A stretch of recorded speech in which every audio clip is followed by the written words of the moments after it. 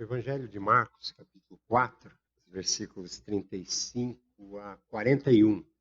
O aparente silêncio de Deus. É o que nós queremos conversar. Naquele dia, sendo já tarde, Jesus disse aos discípulos: Vamos passar para outra margem.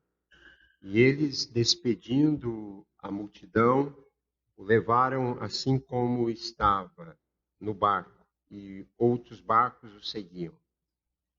Ora, levantou-se grande temporal de vento e as ondas se arremessavam contra o barco, de modo que o mesmo já estava se enchendo de água.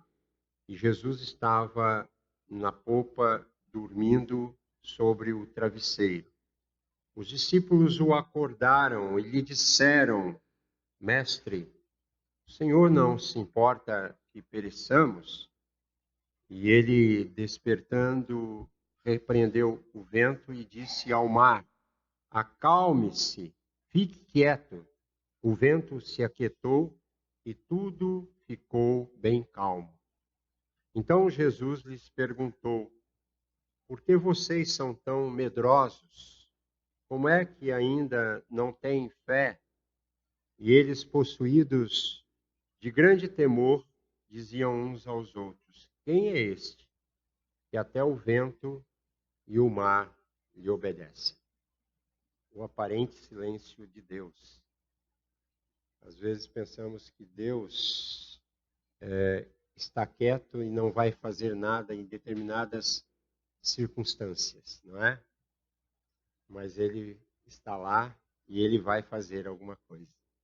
Feche seus olhos, vamos orar ainda a Deus. Obrigado, Pai, porque o Senhor está conosco e que podemos depender totalmente de Ti para transmitir a Tua vontade neste momento. Então, nos abençoe, nos envolva, para que possamos ouvir e falar a Teu respeito e que o Teu Espírito Santo nos envolva com graça e misericórdia neste momento, em nome de Jesus. Amém. Essa semana, nós ouvimos falar aí do furacão Dorian, né?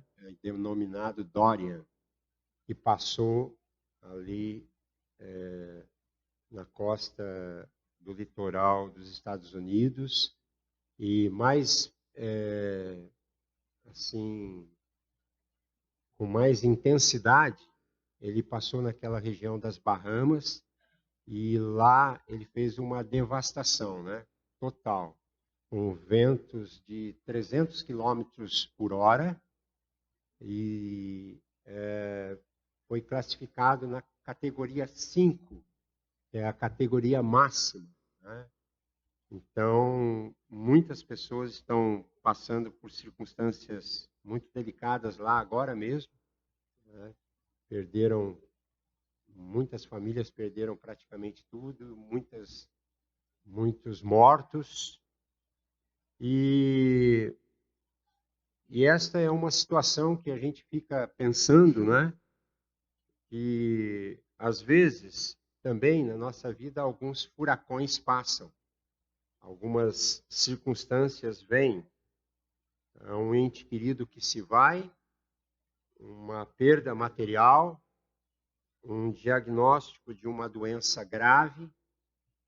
Esta semana também, aquele ex-jogador da seleção brasileira, Cafu, né? Vocês ouviram a notícia do seu filho de 30 anos, que teve simplesmente um ataque fulminante do coração, aos 30 anos, jovem ainda, né? E com certeza ainda essa família está chorando a vida desse filho, né? E assim se foi, né? Um garoto aparentemente forte, mas simplesmente se foi. E assim esses acontecimentos da vida vão vindo regularmente no nosso existir. As coisas vão acontecendo. É um relacionamento quebrado com algum parente, com algum amigo. uma fatalidade através de um acidente de automóvel, um acidente qualquer, ou mesmo uma situação de fome, de sofrimento, né? Neste exato momento, como nós citamos os venezuelanos, mas imigrantes de todo o mundo, em todas as partes do mundo, né? Lá no México, Estados Unidos, na Europa, na Espanha, Itália, vindo de todas as partes, né? Pessoas que não têm mais nada, né? Foram despatriados, estão sem casa, sem tetos, sem trabalho, sem recursos, sem vida, sem oportunidades. E assim nós ficamos pensando, pessoas totalmente sem esperança. E em meio a todos estes acontecimentos,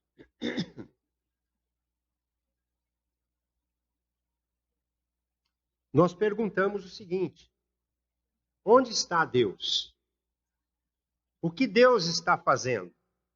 Quantas pessoas fazem essa pergunta? Além do que, essa semana mesmo, aqui em Itapema, não sei se vocês ouviram esta notícia, um rapaz que fez publicou no Facebook um pedido de socorro. Ele já vinha pedindo, me ajudem, me ajudem. É um rapaz bonito, assim, um garoto forte, 23 anos.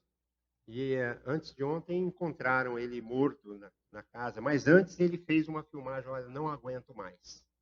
Né? Profunda depressão, angústia, tristeza. E as pessoas, então, muitos perguntam, onde está Deus? Será que Deus é indiferente? Será que Deus está longe? E eu penso que às vezes é difícil, hoje, não é difícil pregar sobre o existir de Deus, mas às vezes é difícil pregar sobre o querer de Deus. Né? E para a gente resolver este dilema filosófico, teológico, existencial, nós vemos que as igrejas acabam criando alternativas antibíblicas, que vão contra Deus. E uma das técnicas de como fazer Deus acordar, as igrejas impingem um tipo de jejum assim, desenfreado. Nós precisamos jejuar até o fim, fazendo uma pressão contra Deus, né? Para que Deus possa fazer alguma coisa. Ou, às vezes, há comunidades que criam um tipo de sistema de sacrifício que é pagão, né?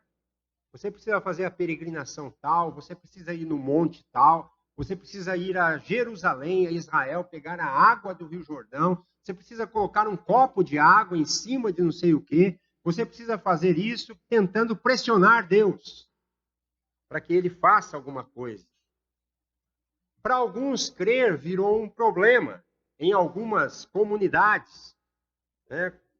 É como assim, quando Deus não faz, é porque nós não cremos o bastante. Né? E pressiona o cidadão, né, também. E o que a gente olha nesse texto é que o sono de Jesus, a tempestade está acontecendo, mas Jesus dorme. E o sono de Jesus não é indiferença. O sono de Jesus é algo que ele vai permitir para o crescimento daqueles discípulos que estavam no barco. E então nós temos assim, pessoas ensinando técnicas de como acordar Deus. Mas há pessoas que também negam a soberania de Deus. Afirmam que Deus não faz a história, mas que Deus transita pela história. Que Deus apenas está andando por aí, não está aí muito aí com as pessoas. E aí as tragédias, as situações adversas da vida acabam as pessoas pensando que não tem nada a ver com Deus. No máximo, elas admitem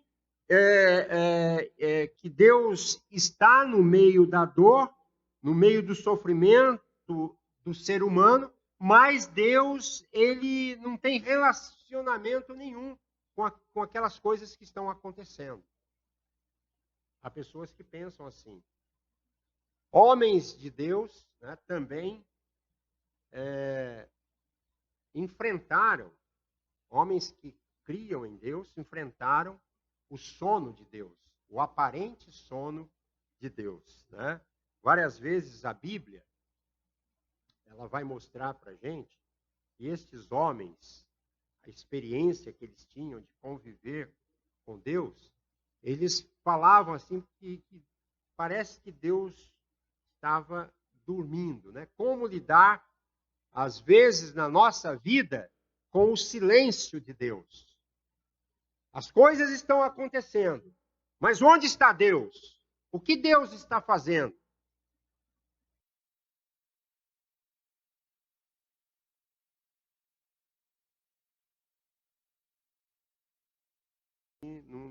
No capítulo 1 lá, ele diz assim: tu és tão puro de olhos que não toleras o mal. E a opressão não podes contemplar, porque, pois, toleras os que procedem perfidamente e te calas quando o perverso devora aquele que é mais justo do que ele. Por que fazes os homens como os peixes do mar, como os répteis, que não têm quem os governe? Ele está questionando a Deus. Por que o Senhor não age diante das circunstâncias? Mas aí o Salmo 77, o versículo 9, diz: esqueceu-se Deus de ser benigno? Ou a sua ira terá ele reprimido as suas misericórdias?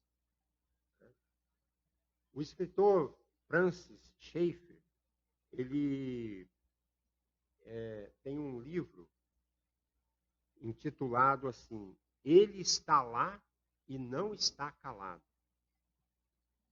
Então, o aparente silêncio de Deus tem algo a nos ensinar. Muitas pessoas continuam, então, com esta impressão de um distanciamento divino, de um distanciamento de Deus das pessoas. E dizem assim: se Deus se importasse, se Deus me ouvisse, se Deus olhasse. Né? E aí o texto de Marcos, que é o texto que nós lemos, o capítulo 4, versículo 35, diz assim, que Jesus ele está dormindo em meio à crise daqueles discípulos. A tempestade está acontecendo, mas Jesus está dormindo. Esta realidade do silêncio de Deus é que vai mostrar alguma coisa que Deus quer ensinar. Quando parece que Deus dorme, isso assusta as pessoas. Parece que Deus não vai agir, que Deus não vai intervir. E aí os discípulos então olham e falam assim: mestre, não te importa, Senhor, que pereçamos? Quando está acontecendo aquele temporal enorme, a violência daquela tempestade. Eles ficam desesperados com a indiferença, com a aparente indiferença de Jesus. E aí a gente pergunta: será que Deus é indiferente? Será que Deus é insensível? Muitas pessoas acham que sim. Né? Se Deus se importasse, ele agiria de outra forma. Será que este mundo não seria um lugar bem diferente se Deus agisse? Então, nós olhamos ao nosso redor, nós vemos guerras, nós vemos sofrimentos, nós vemos ódio, e todos estamos sujeitos a adoecer, sofrer, perder pessoas amadas.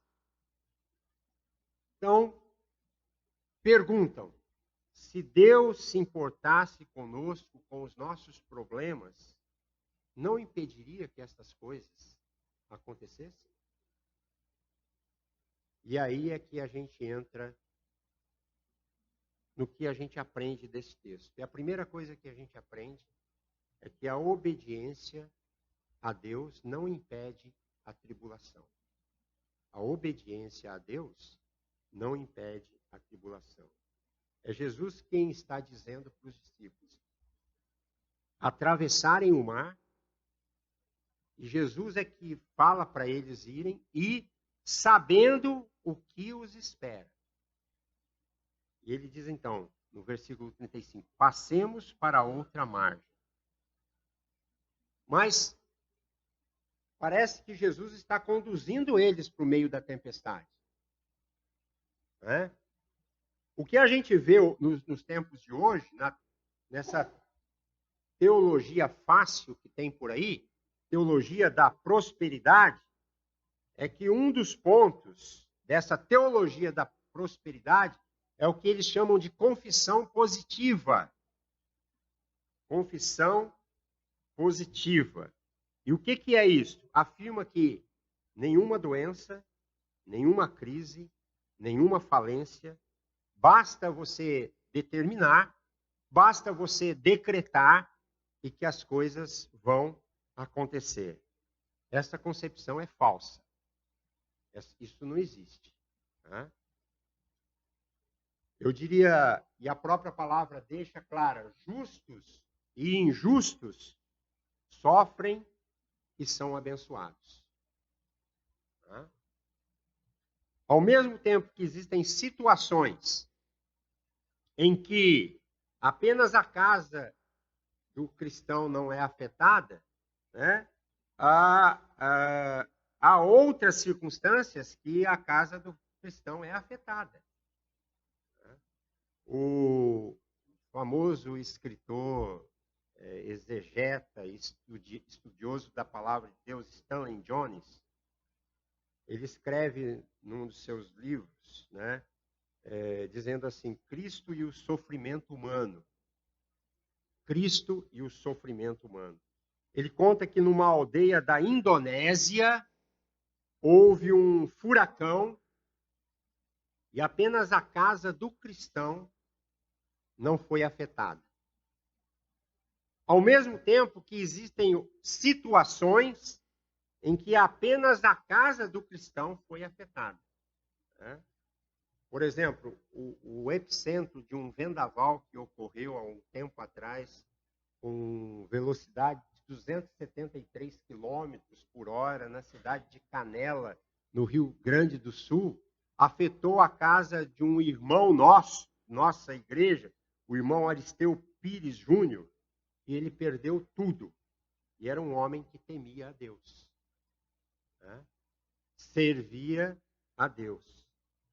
Lá, na chacina do Realengo, Rio de Janeiro, 2010, uma menina temente a Deus e vivia na igreja, foi assassinada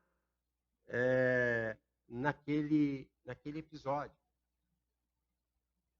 E quando a gente olha isso, Jesus afirmou, estas coisas vos tenho dito, para que vocês tenham paz em mim. No mundo, passais por aflição. No mundo, passais por aflição, mas tende bom ânimo. Eu venci o mundo. Então, o apóstolo Pedro, ele vai afirmar assim, olha, amados, não estranheis, tá? Em 1 Pedro, capítulo 4, versículo 12. Não estranheis o fogo ardente que surge no meio de vós, destinado a provar-vos, como se alguma coisa extraordinária vos estivesse acontecendo. Então, há coisas na nossa vida que vêm e que são provas que nos acontecem. Perguntaram, né, para O doutor Francis Schaeffer, certa vez um homem crente, escritor, estudioso da palavra de Deus, temente a Deus, e após ele ter contraído um câncer muito agressivo, perguntaram para ele: por que o senhor está doente? O senhor não teme a Deus? É um karma na vida do senhor? É um castigo de Deus? E ele respondeu: eu estou doente porque sou humano. E não estou livre de nada daquilo que faz parte da humanidade caída. Mas continuo firme com minha fé em Cristo Jesus. Então, o aparente silêncio de Deus é para o quê? É para nos ensinar. O texto nos mostra que Jesus foi com eles. Jesus mandou que eles atravessassem, mas foi com eles. O silêncio de Deus, o silêncio de Jesus, é didático. O silêncio de Jesus nos ensina. Tá? E o texto mostra ali como que Jesus fez isso. Você nunca teve a impressão de que Deus está dormindo no teu barco? Já teve essa impressão que Deus já estava dormindo no teu barco? Mestre, não te importas que pereçamos? Pessoas que dizem não crer em Deus, em geral, creem, mas não gostam da forma como Deus age.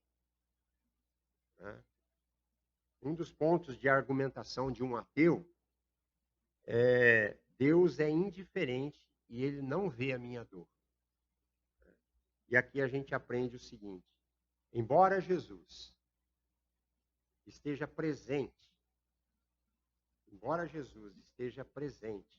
ele permite o temporal. Embora Jesus esteja presente, ele permite o temporal. Por quê? Porque ele tem o controle.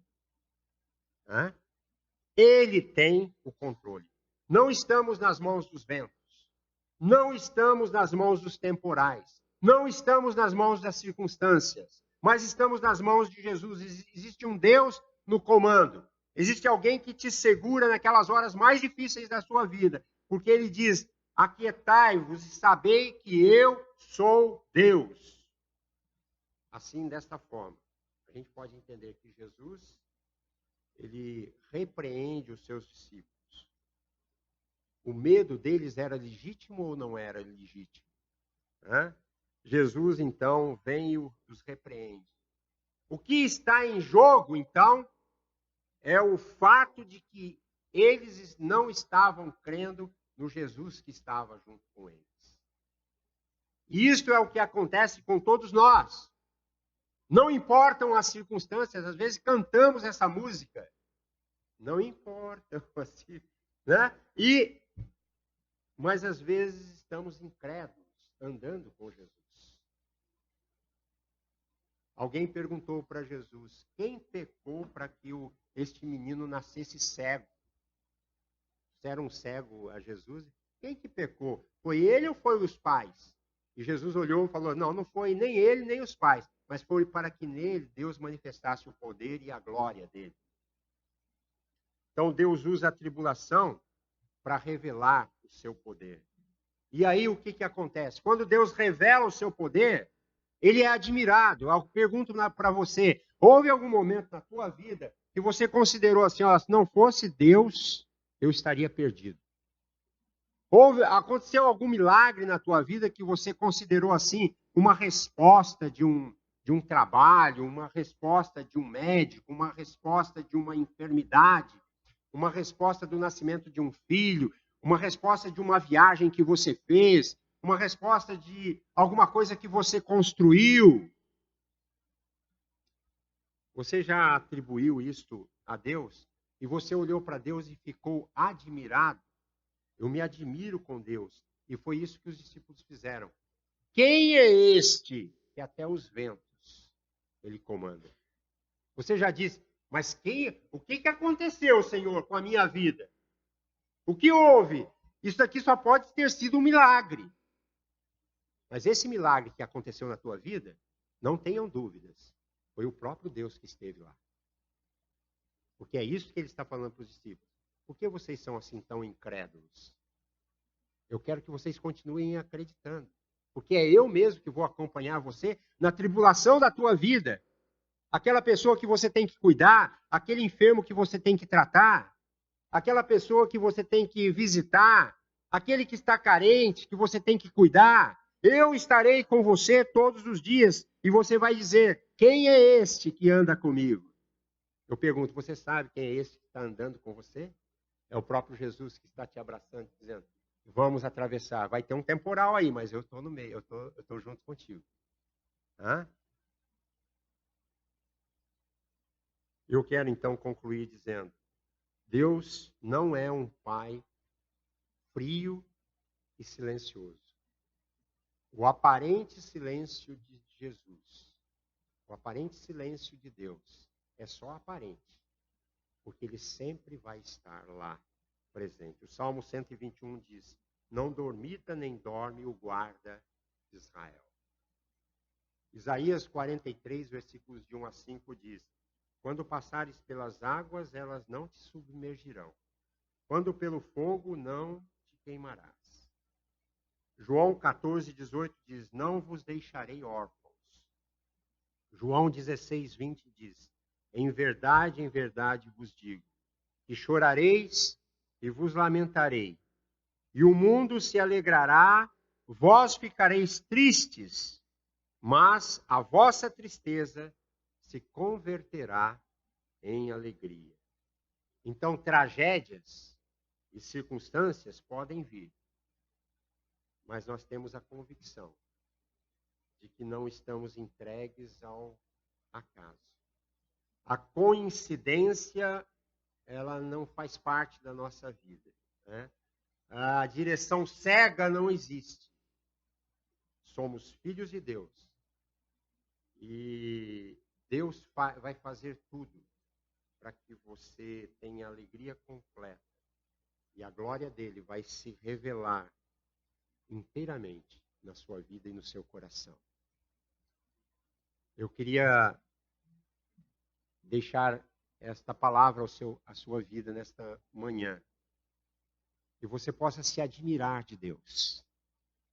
Que você possa dizer: quem é este que anda comigo? Este que anda com você vai continuar andando. E vai continuar segurando as tuas mãos. E muitas vezes, quando ele pode dizer: atravesse o mar. Mas saiba que vai ter um temporal. Mas não tenha medo. O que Jesus estava dizendo àqueles discípulos é que eu estou com vocês no barco. Ele só queria. Por que vocês estão assim tão incrédulos? Fiquem tranquilos, porque eu estou andando junto com vocês. O aparente silêncio de Deus é só aparente. Deus nunca vai estar em silêncio. Deus nunca vai ficar calado. Deus se move na história e ele tem o controle sobre as nossas vidas, em cada detalhe dela. E eu pergunto: qual é a situação que você está passando agora? Se você está passando uma circunstância delicada agora, eu quero deixar muito claro para você que Deus está dizendo ao seu coração nesta manhã, até como uma palavra profética: meu filho, minha filha, não se preocupe. Eu estou segurando suas mãos e eu vou te ajudar. Isaías 41:13 diz assim: eu sou o Senhor teu Deus, que te tomo pela tua mão direita e te digo: não temas, porque eu te ajudarei. Que Deus o abençoe, que você possa voltar para casa com essa esperança, com esta alegria de saber que o amanhã pode ser muito mais feliz do que o hoje. O amanhã pode trazer muito mais alegrias do que o que você está vivendo agora. Porque Deus é Deus e Ele não vai te desamparar. Amém? Que Deus nos ajude e nos abençoe.